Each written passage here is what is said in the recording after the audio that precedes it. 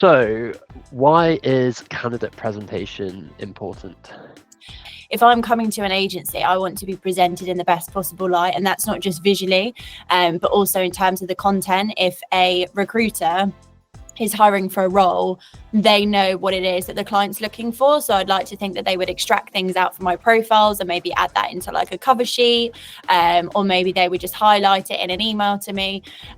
You've also got the client side of things. So perhaps if they're a little bit more focused on D&I and they've got some targets around that, they might actually want all of the CVs formatted in a non-biased way and taking out things like gender, universities, etc. So that kind of ticks one of the client boxes as well. And then I think there's also, aside from you as the business, in terms of how you're presenting people and the experience that people are having when they come to you. So I think it ticks boxes across company, client, candidate. And then that last point you made then, what can a CV say about an agency? Like what brand impression can be inferred from a CV? This could be the first time that they've ever presented themselves to that client. So it's really about those first impressions. And I think if you can set up a branded CV, and it might even be branded differently for each person within the business, if you can set that up and you can align that to your branding, your logo, maybe a tagline, a slogan, or equally for the individual consultant, they might do a lot of work in a working group or sustainability, and they might have that on that CV. So it's your opportunity to communicate more than just a CV. If you've got one chance to present yourself, put as much in that you possibly can, and also make it look aesthetically good. I guess it's kind of like the packaging of the agency's product in a sense. Yeah, certainly if you think if you're charging premium prices, also it comes down to a reflection of yourself and how you work. Is a client going to work with you if CVs are coming across all chaotic and not in a standardized fashion? If you can actually show that they're neatly presented, because at the end of the day, if you get that job on, you're also going to represent the client.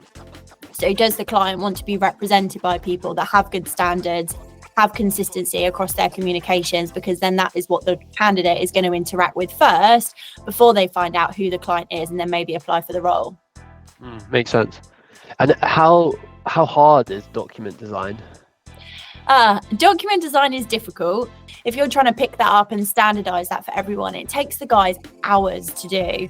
So actually eliminating that for them and having a template that everything goes into. You may have a little bit of tweak in the other side to check from like standards and consistency, but all of those hours are given them back to be able to do BD and actually spec in those standardized CVs in. And then you've got people like me and brand and marketing, we're trying to uphold our brand position. So by taking away the legwork for consultants to have to do that, we're more likely to get buy-in for them to create a branded CV. And therefore, we know that all the comms going out the door has kind of got signed off by us, because obviously we would manage the templates. I guess the average consultant doesn't have the same incentive as as the agency level to get that consistency and that standardization. And how important, how do you define the importance of standardization? Like what can that standard presentation do for an agency?